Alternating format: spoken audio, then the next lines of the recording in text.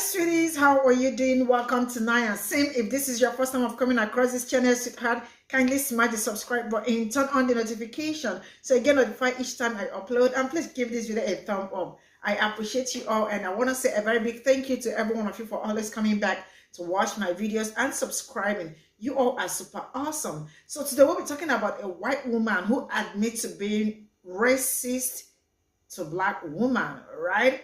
And this was her colleague. And while she was doing that, she actually said that she did not know that it was internalized racism, right? And I am just going to roll this video and then come back. We'll talk about it. And I absolutely want to hear from you. And a lot of people were saying, like, that she actually admitted that she did this to a black person, or she was a racist to a black person. Doesn't mean that she has stopped it or something. Maybe she is still doing something like that, but admitting like you did something is just more like a way forward, like, and I hope she is changed and all that. With that being said, let me roll the clip so we all can come back to talk about it, and let me know what you all think in the comment section. So yeah, we'll go. I have a theory about why black women and white women are having such a hard time getting along, and it starts with a story. When I first started teaching, I was in a teacher training program with 3 other women. 2 of them were black and 1 of them was Indian, and we started teaching at the same school, the same grade, at the same time. One of these women, a black woman, completely excelled. She did so much better than I did at literally everything. Classroom management, her test scores were high. She was excellent at literally everything. And something about her excellence didn't sit right with me. I just didn't feel good about it, and I couldn't figure out why I didn't feel good about it. It was internalized racism, but I didn't know that yet. So I had to sit with this idea of her being better than me and trying to figure out why it didn't feel good and feel comfortable for me. And of course, at the time, I didn't know that I needed to do the work of anti-racism, so I didn't think it was possibly because I could have internalized racism. I had to do a lot of study and thought about myself and what could possibly be making me feel this way about this woman. And here's what I discovered. Most of the media that I had consumed up to that point in my life had white people as the central characters. And the shows and other media that I consumed that had white women at the central characters often had black women as the side characters. These black women's role in these movies was to assist the white women, support the white women, advise the white women, but never to rise above the white women.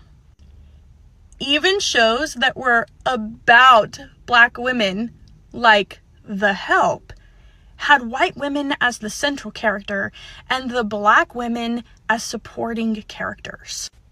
So I internalized the idea that black women were there to support me and to advise me, but not to rise above or become better than me. And that's why when this black teacher was way better and more talented than me, I felt some kind of way about it. Now, I'd imagine lots and lots more white women have also internalized the same idea, and that's why they feel okay stealing black women's content and not giving them any credit, because the black women are just there to advise them anyway. But most black women are natural leaders. Society has forced them to become leaders, and so we need to step aside and let them lead, even if it means checking our privilege and letting them lead us. To my sisters, you so-called blacks, Mexicans, and Native Americans, listen, here's a word. In John chapter 15, 18 through 19, if the world hates you, ye know that it hated me before it hated you. And if you were of the world would love its own. But because you are not of the world, but I have chosen you out of the world, therefore the world hateth you. Be strong and very courageous. You know what? I am a teacher, and I can, you see this thing she said? I experience it all the time. Like, you see them switch up on you because they feel like, how can you be better? How can you be doing everything perfectly well? How can you be doing everything without that? You don't ask for support because you already know your job. When you know your job, do you need to ask for support and all that? You probably ask for support when it is necessary, not when it is not necessary. So sometimes you see them, you see really them giving attitude and you see somebody report you for no reason, and after reporting you still come back to talk to you, or still come back to you like everything is all good and like they did not do anything or something like that, and then you get to hear like they call you and say something like this, like, this person like reported you, and you start asking who reported. They said the person that reported you, and you are like, how and why is she being all sneaky and all that? See, this is their attitude, internalized racism. I have experienced that, so it's not like it's something that I have not, so I can really talk on it. Yeah, so anyway, there was a stitch to this video, and you know what, step into the screen, let me roll the clip so we all can hear what she got to say. So here we'll go. This black teacher was way better and more talented than me. I felt some kind of way. Okay, so I just want to talk about this video because I'm noticing as I travel around and work in different schools, I'm seeing this pattern of like white teachers being intimidated by a bigger presence, but like doing shady shit to get them removed. And that just happened to my coworker. And I'm going to try to keep it shorter. But long story short, this woman was working with this young black lady, my coworker, who was phenomenal at what she does. She's great with the kids. She has a great rapport. Other teachers want to work with her like she's good. And she's a contract person who's been coming to the school for 3 years, which says a lot because you cannot keep contract people like that. We come in and we leave, we move on. But she's been staying.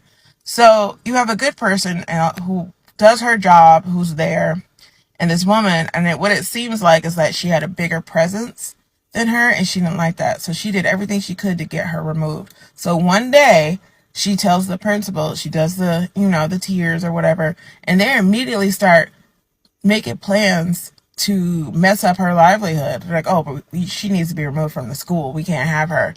And it was just like, where's the proof?